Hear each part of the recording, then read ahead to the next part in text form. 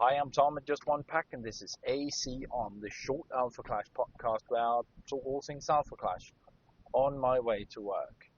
Now, this weekend we had the Progenitors gambit in the Philippines, 1 week after the one in the US, and we can now compare the two and see how the meta evolves.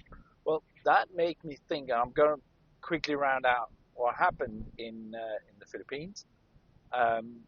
But that made me think about what makes a meta different in one location than the other. So let's dig into all of that.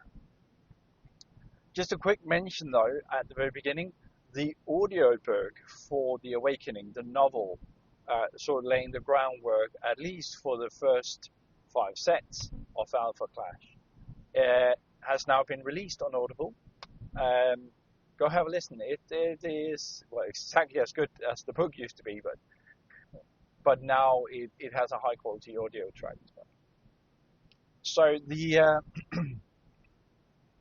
the meta in the Philippines and the meta in the US was both different and the same. So some of the things that we saw in the US, I mentioned this last week's episode, was the dominance of Lord Krung as a contender. Now, Lord Krung completely owned that competition, being all 4 in the top 4 and being played by something approaching half of the players there. Right. So clearly, he is so strong that he must dominate the Philippines as well. Well, yes, and certainly us. A certain also a no. So what happened in the Philippines was that Lord Krung actually did win. So far it's supposed that he should be dominating it. But the top 4 in the Philippines was only one Krung. I think that can't remember exactly. I think the top 8 had 2 Krungs, and then it went down to 1. So not nearly as dominant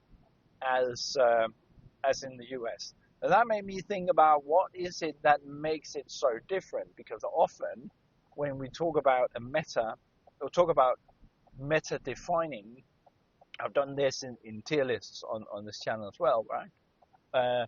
When we are talking about something being meta defining, we usually look at the contenders, or this contender will be an S tier contender who completely ruin the meta and sort of determine what is going on there.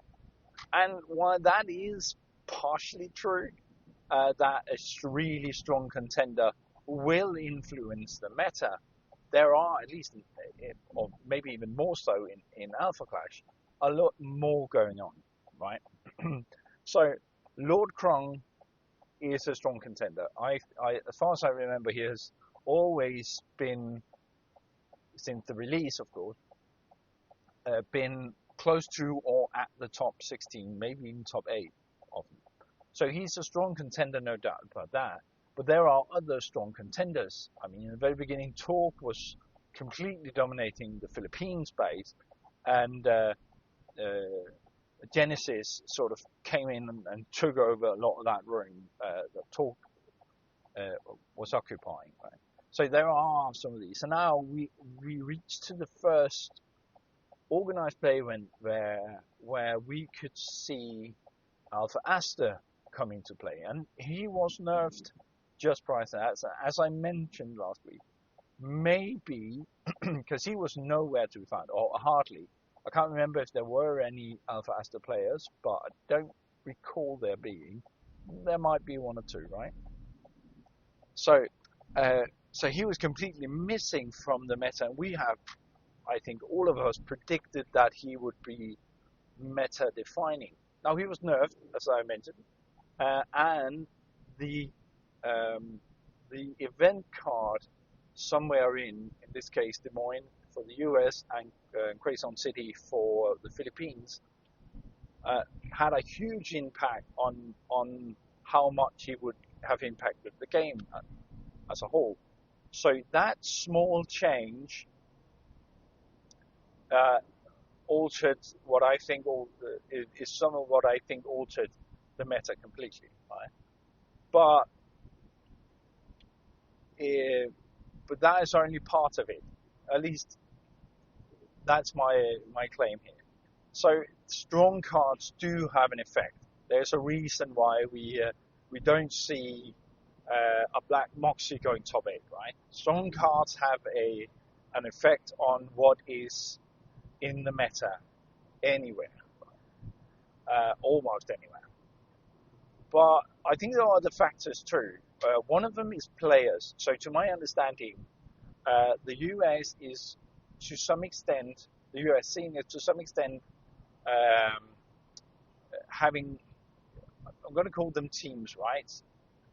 That train together and hone their skills together and deck build to an extent together, which also means there will be a more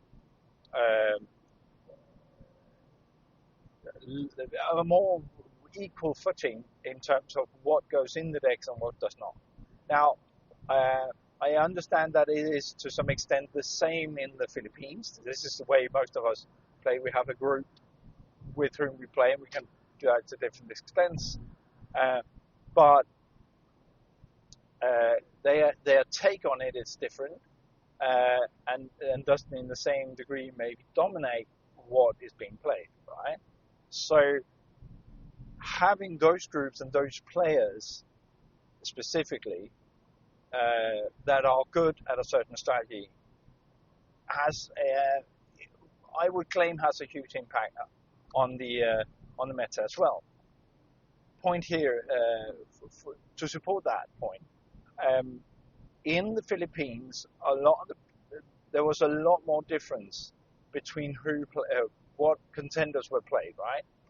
And a lot of that came down to that some of the players that we usually see make top 8, of course, are the same people who make top 8.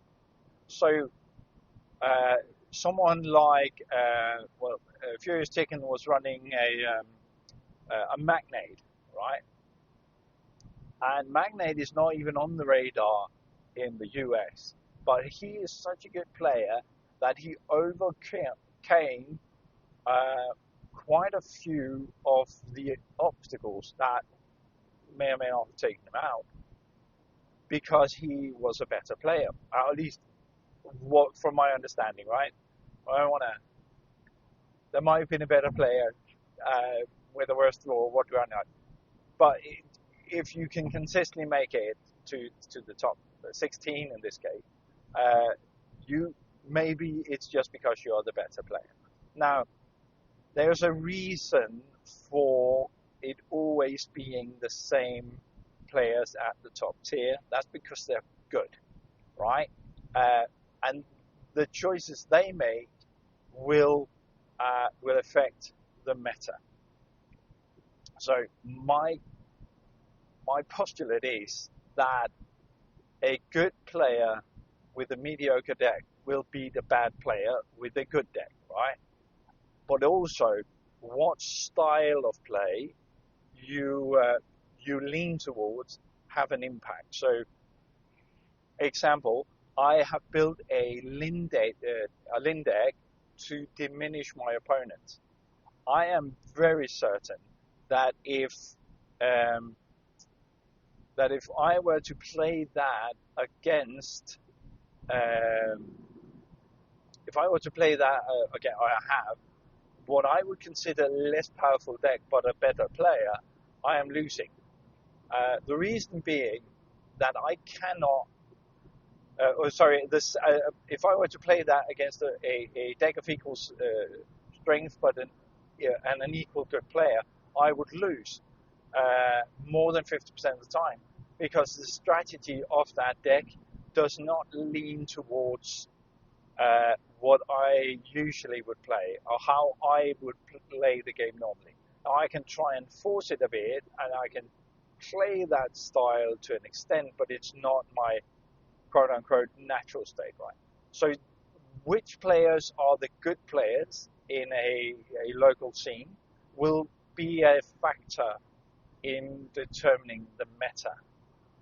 That was one of the points. The third thing is there is sort of a life. So the thing with metas are that or is that it is a local thing, semi-local but local thing. Semi-local meaning that when you when you go to Awakenings, there is a meta there, right?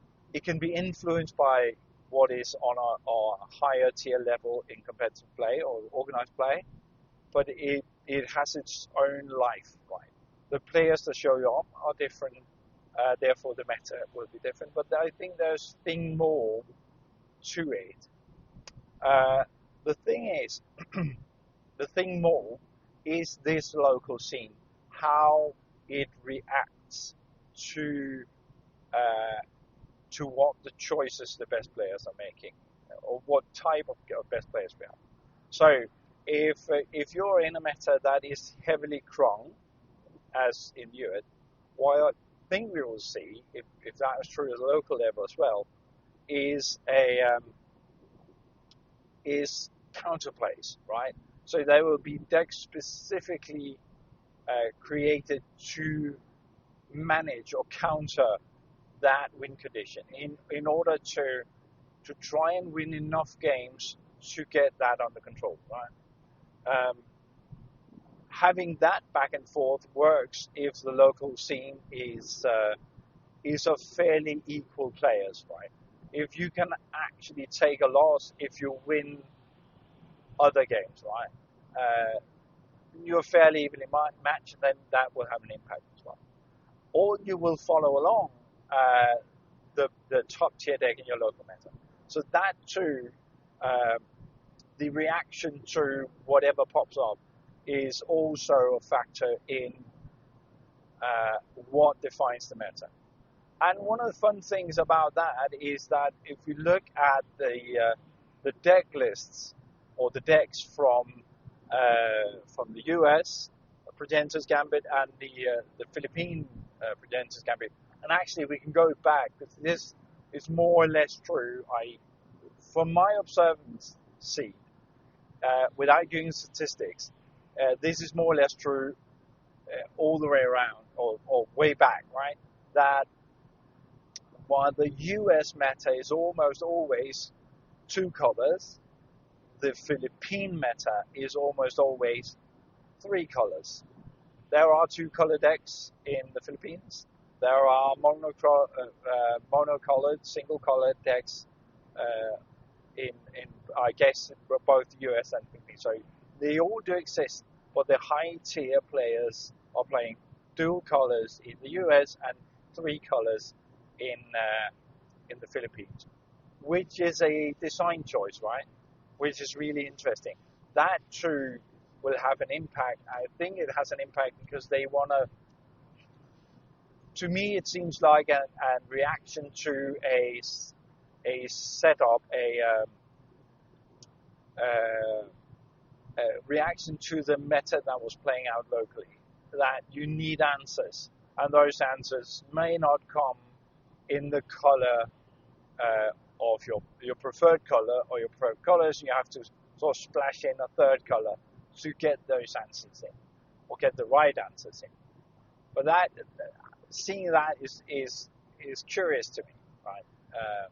Why is it that this is? And I think that is the local life of the game, that different players or different environments of players find different solutions to it. Right. Anyway, that was my thoughts on what creates a meta. I'd be really, really curious because here's the thing: we don't have a European meta, right?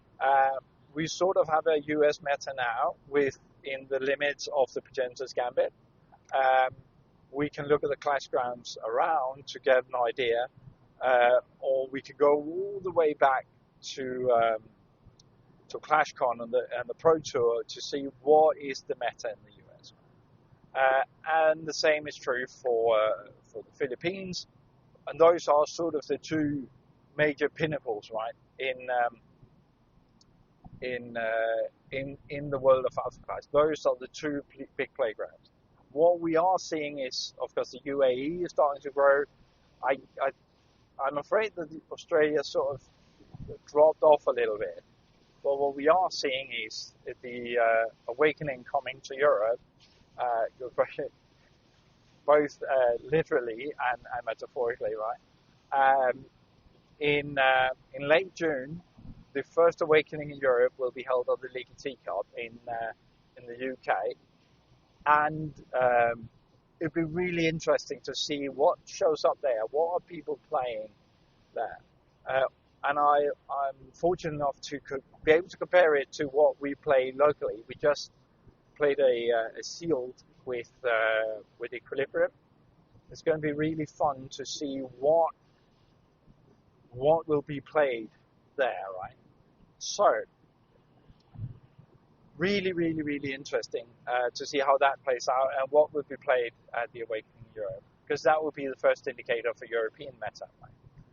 Anyway, I hope I'll see you there if you have the chance to go. Otherwise, I'll talk to you here soon. Bye.